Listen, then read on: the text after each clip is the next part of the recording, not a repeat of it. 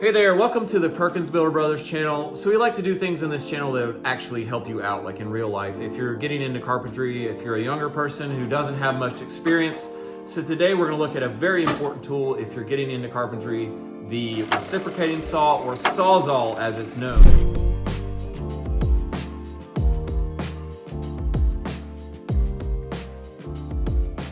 I've got a actual old Sawzall here by Milwaukee, and this was the name that Milwaukee had for this saw, Sawzall, and it was so popular that now everyone calls any kind of reciprocating saw a Sawzall. This was my dad's. This was the original bad boy here, the demolition tool that you had to have to get anything demolished on the job, cut apart, remodeled. Came out with this thing in 1951, and before that, I guess the Sawzall was like your arm, reciprocating. That's how you got things done.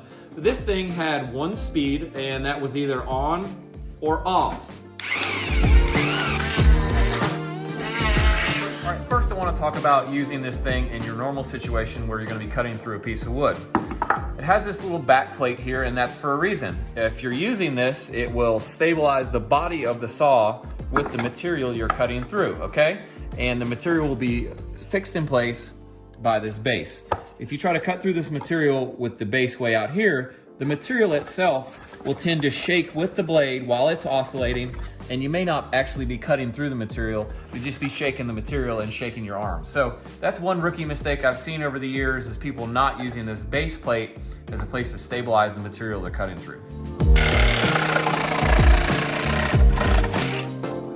Just make sure you know what's on the back side of the board, like make sure it's not the electrical panel or a bunch of wires or pipes or stuff like that.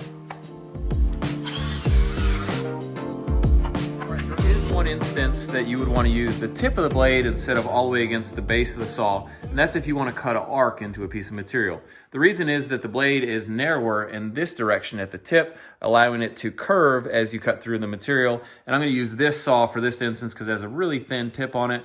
And so we're going to try to cut an arc right here.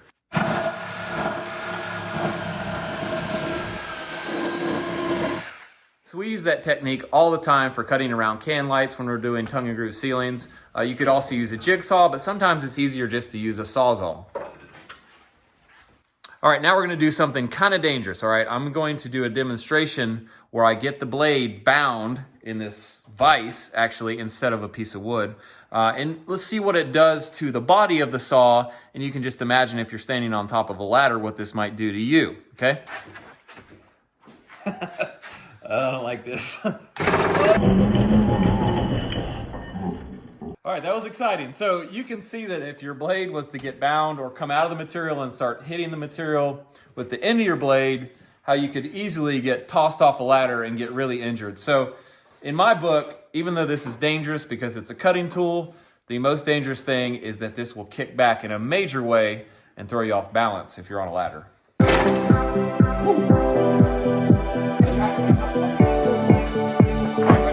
All right, next I'm going to show you how to make a plunge cut with this reciprocating saw. Now, I only learned this about 10 years ago, and I had already been doing construction about 10 years at that point, so I think it's worth mentioning that you can do a really nice plunge cut with a reciprocating saw. Let's try it out. So when you're doing this, we do not want to plunge in like this. It will obviously kick back. We'll do that. Okay, that's not going to work. What you have to do is come in at a very shallow angle and use the base of your saw as a rest to stabilize the blade. So what we're going to do is start nice and slow.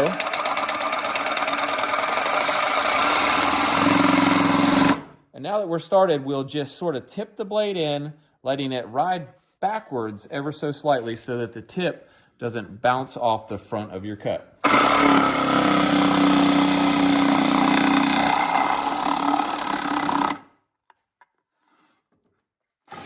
All right, so that's super useful for a lot of cuts around the job site. You may even impress your friends if you know that one. All right, here's a great tip for you if you're gonna be cutting down close to the surface of a subfloor, like when you cut out thresholds on your door openings. Turn the blade backwards like I have it here. This will allow the saw to go in tight to the surface of the floor and the blade to be flat, whereas if you have it turned the other way, you've got the handle and you've got the battery and all this other stuff, and it really angles the body of the saw up. So that's a great tip if you're gonna be cutting down flush cuts close to a floor. I do it all the time. thing that I like to do when cutting through some materials is I like to come in from different angles. I'll come at this angle for a while, and then to keep the cut going straight, I'll tip and go for this angle for a while, stay on the line, and then back and forth as you go, and that will help you keep a straighter cut, I find, as you're going through a wide piece of material. All right, my advice if you want to get comfortable with this tool is to get one and then get a big stack of wood and start cutting. Make a bunch of cuts and see how this tool reacts and how you react to it. Don't be scared of it, but do be cautious. Thanks for watching our video today. We'll see you next time.